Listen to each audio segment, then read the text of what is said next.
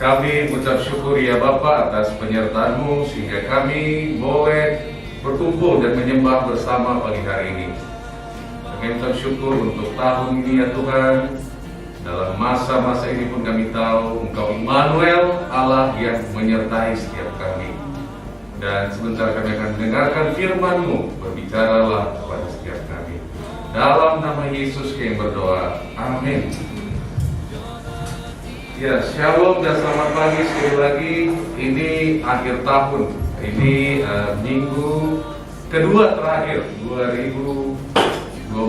Minggu depan tanggal 27 adalah minggu terakhir, dan dimanapun biasanya kalau minggu-minggu ini musim libur, ya, orang sudah traveling dan lain sebagainya. Dan saya percaya sekarang juga sedang terjadi, sekalipun ada COVID-19. Buktinya Bang Monang juga berpulang dari Padang, ya berpulang dari Padang. Dan tadi waktu kita lagi nyanyi tuh kakak saya lihat kasih tahu kami sudah lewat penyeberangan Merak, ya, Merak Bakahuni.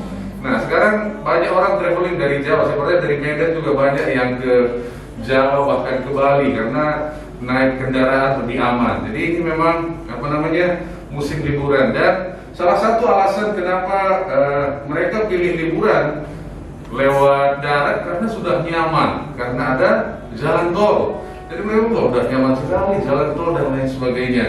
Dan memang kenyamanan ini yang sering kita cari, ya kan? Di sekolah kita cari bagaimana menyelesaikan soal dengan cepat, cara cepatnya di mana.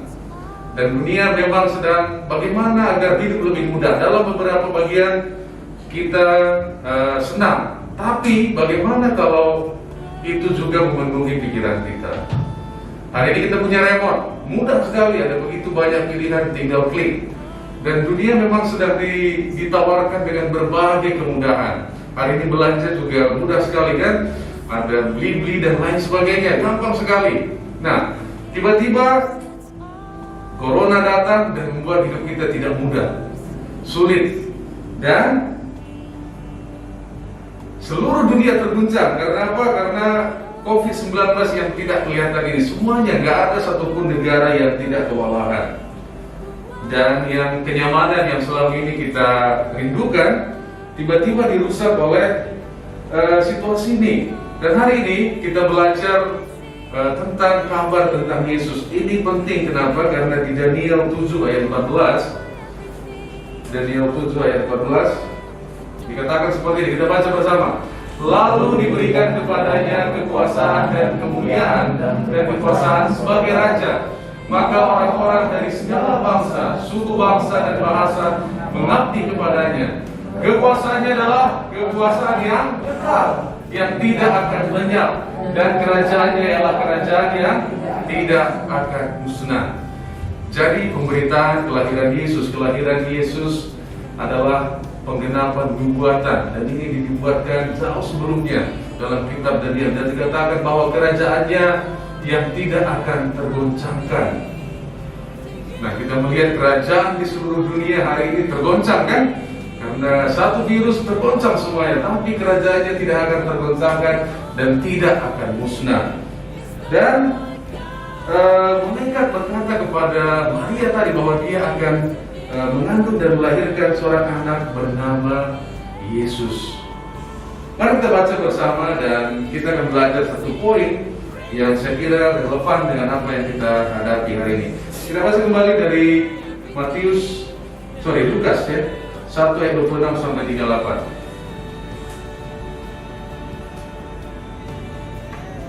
1, 2, 3. Dalam bulan yang ke-6 Allah menyuruh malaikat Gabriel pergi ke sebuah kota di Galilea bernama Nazaret kepada seorang perawan yang bertunangan dengan seorang bernama Yusuf dari keluarga Daud. Nama perawan itu Maria. Ketika malaikat itu masuk ke rumah Maria, dia berkata, "Salam hai engkau yang dikaruniai, Tuhan menyertai engkau." Maria terkejut mendengar perkataan itu, lalu bertanya di dalam hatinya, "Apakah arti salam itu?"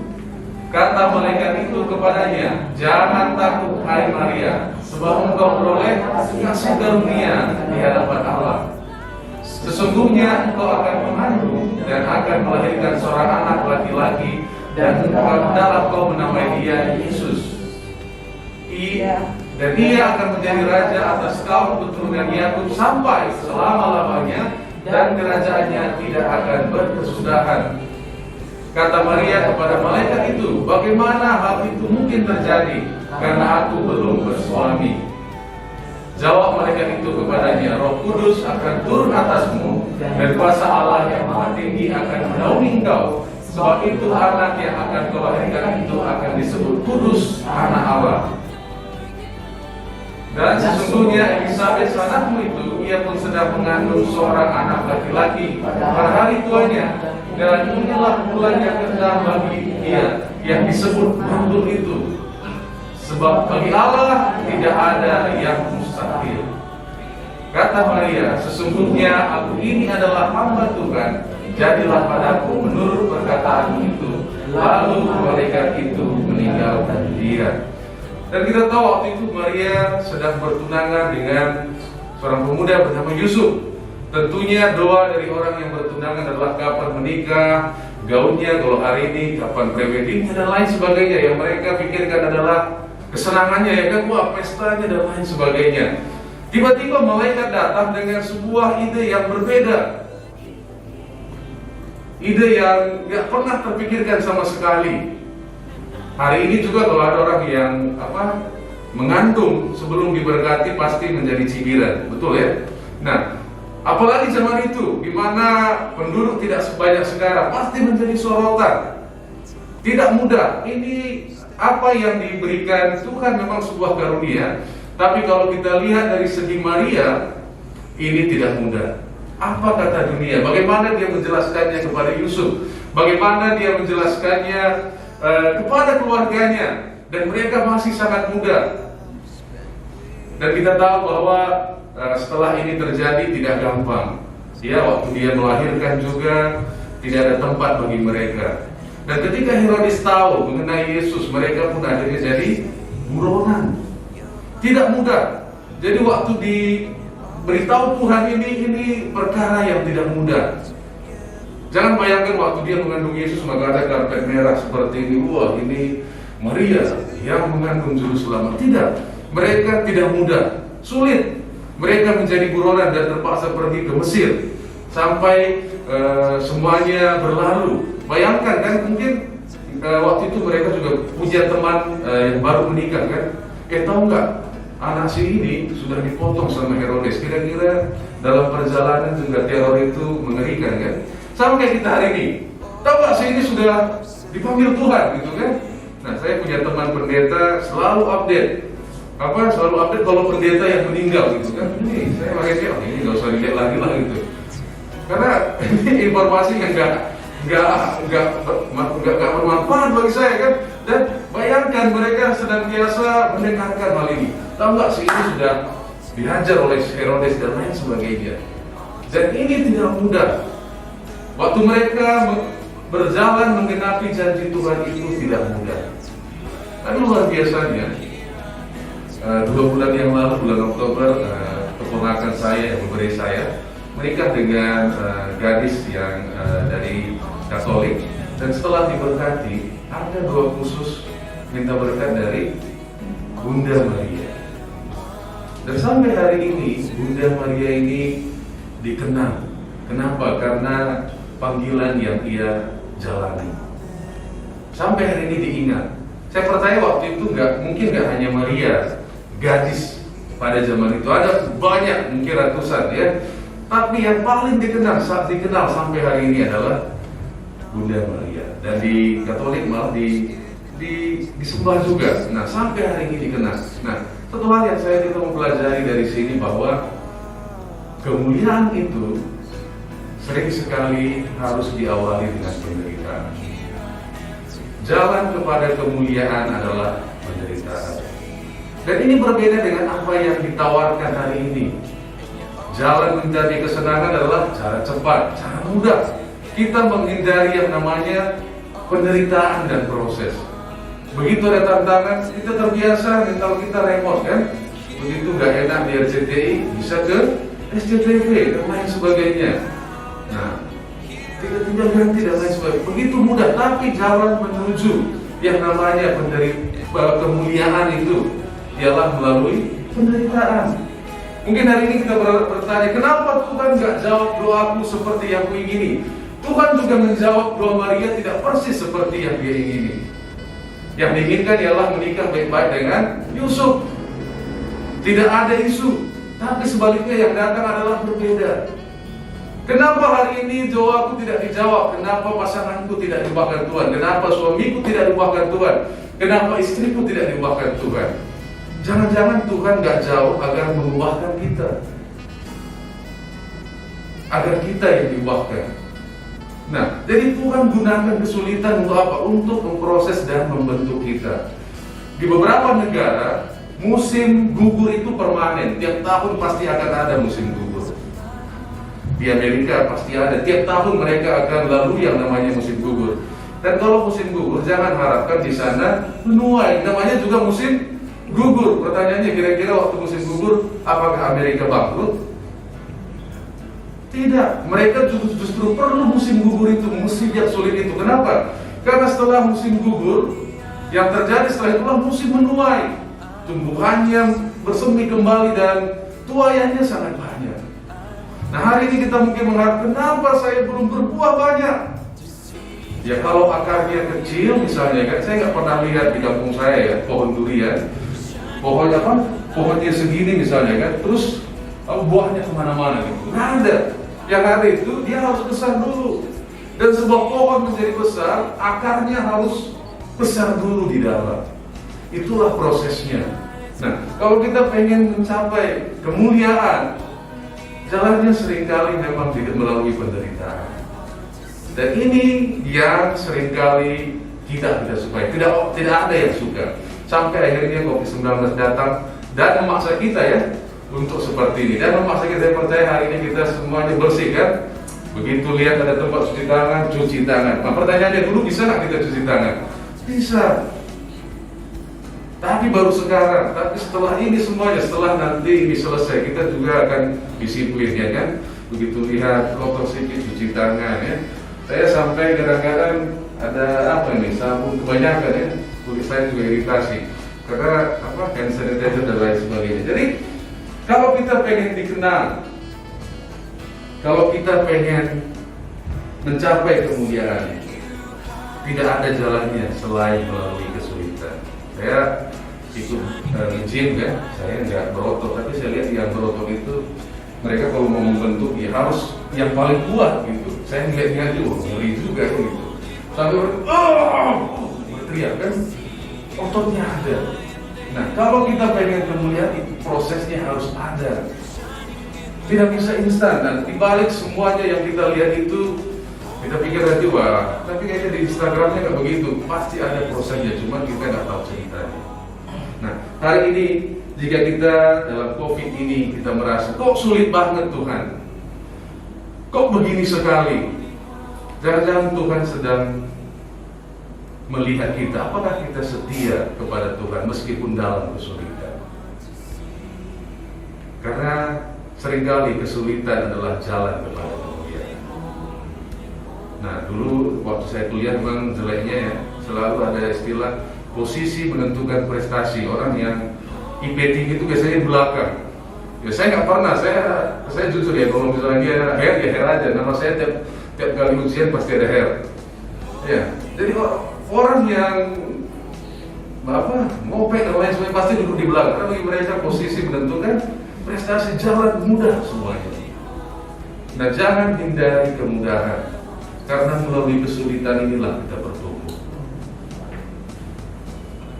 Di Filipi dikatakan demikian, Filipi 2 ayat 5 sampai 9. 1, 2, 3. Hendaklah kamu dalam hidupmu bersama menaruh pikiran dan perasaan yang terdapat juga dalam Kristus Yesus, yang walaupun dalam rupa Allah tidak menganggap kesetaraan dengan Allah itu sebagai milik yang harus dipertahankan, melainkan telah mengosongkan dirinya sendiri, dan mengambil rupa seorang hamba dan menjadi sama dengan manusia. Dan dalam keadaan sebagai manusia, ia telah merendahkan dirinya dan taat sampai mati, bahkan sampai mati di kayu salib. Itulah sebabnya Allah sangat meninggikan dia dan mengaruniakan kepadanya nama di atas segala nama. Yesus meninggalkan surga dan dia hidup menjadi hamba sama seperti kita. Nah, tantangannya adalah kalau kita punya power kan. Kalau misalnya kemarin Hotman Paris ribut-ribut di bandara, kenapa? Dia tahu dia punya power. Ini ngantri ini gitu kan. Orang yang punya power ini susah, menurunkan ini susah. Ya kan? Dia langsung protes, kenapa? Dia punya power, dia punya nama, dia punya follower yang banyak kan. Dia punya pengaruh. Jadi begitu ngantri di bandara dia bisa keluar-keluar. Dia tahu dia punya power. Pasti orang yang punya power ini sulit untuk menurunkan ego ini sulit. Nah, Yesus dengan semua kuasa yang ada padanya, dia meninggalkan surga, merendahkan hatinya, mengambil rupa sebagai seorang hamba. Dan hidup Yesus juga bukanlah menyenangkan. Dia datang untuk mati, dia lahir untuk mati. Ya?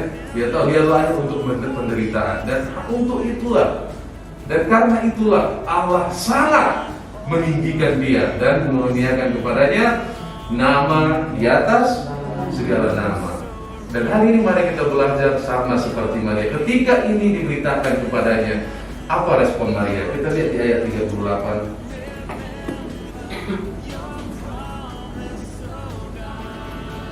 Kita baca bersama 1 dan 3. Kata Maria, sesungguhnya aku ini adalah hamba Tuhan. Jadilah padaku menurut perkataanmu itu. Lalu malaikat itu meninggalkan dia. Kita semua adalah hamba Tuhan.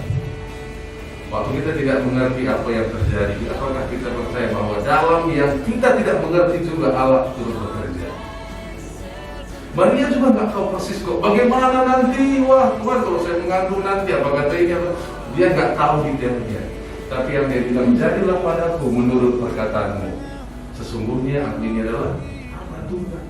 Dan kita semuanya hamba Tuhan.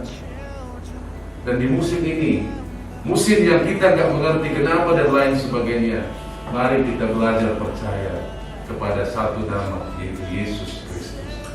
Kenapa? Karena promosi itu datangnya dari Tuhan.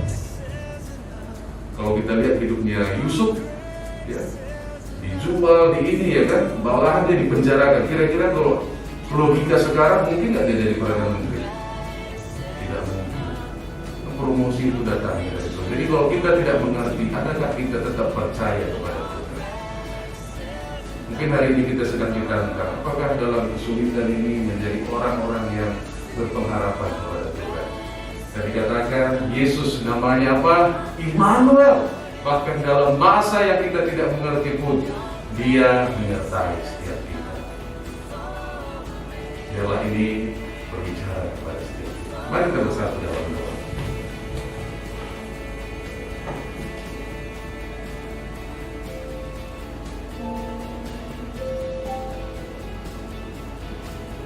Kami mengucap syukur Tuhan, sebab karena anugerah-Mu, karena kasih karunia-Mu Tuhan, kami boleh ada sampai hari ini Tuhan.